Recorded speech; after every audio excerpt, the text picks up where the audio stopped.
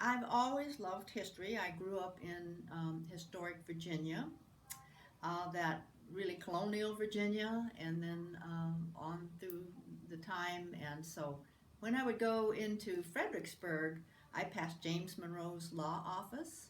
It was the old apothecary shop, and so many interesting historical places. Oh, wow, I was yeah. surrounded by it. When I was in high school, I first became interested in writing, but it wasn't fiction. It was journalism. I was the editor of the school paper, and then as I started working, I had several newsletters and things like that that I edited. And I also, whenever I wrote anything myself, it was more like short stories or articles about um, true things, not fiction. So the fiction came much later in life. And I'm going to share with you what really prompted me to write historical fiction. Okay. And that was I had a past life regression. And I actually went somewhere and had lots of visions and like a movie, really, about a woman named Marie in Mm-hmm. 1700s in France. Okay. And so my husband and I talked about that and everything. So then he said, well, why don't you write a novel about it? And I thought, boy, he always tries to push me beyond my limit. But I said to myself, and I don't know if I said it out loud to him, I don't, no, I don't write novels. But he didn't let me forget it because I became very, very interested in France and that historical period. So I read memoirs and books, and I was trying to validate and some of the things that I had seen in this regression that I had. Mm-hmm. So I then took a course at Gotham Writing School to write novels, romance novels. That's what they Was that offer. online? Yes, The yes. Okay. It's in New York City, but it's online. They have other courses that you can take there, but I wasn't there. I was in California, so Mm-hmm. I took the online course and met some really interesting people there and got started on writing Return to Chateau Fleury. Now that's my second novel that's due out in Ah. November of this year. But I it was a complex novel because I'm writing about two lifetimes, a current lifetime and also one in the 1700s about Marie's life, basically. So I really didn't feel I had the skills to put it together properly, and I set it aside and did Silk or Sugar, a follow up novel on their daughter, on Marie's daughter, Okay. who was caught in the horrors of the French Revolution. Mm-hmm. And so um, now I'm confessing that I had a past life regression that I've never really talked about. Yeah. But I think it's important because that is going to be the main thrust of this novel, is the Okay. two lives and trying to reconcile them.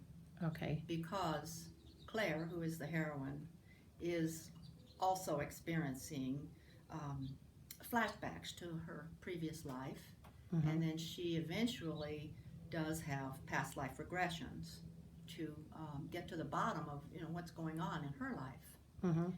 Now she is a descendant of Marie de Fleury, and she has family heirlooms, a locket and a memoir or diary. Okay. So that factors into Return to Chateau Fleury as well. Mm-hmm. So basically, I didn't start out thinking I was going to write historical novels, nor did I plan to, but eventually I did, and I'm enjoying it very much now. So, would you say that writing historical fiction for you is really learning more about yourself? I think so, as well as combined fascination with France and the life that I have found that people had there. I love reading the memoirs that were written back then, by various people that lived during that time.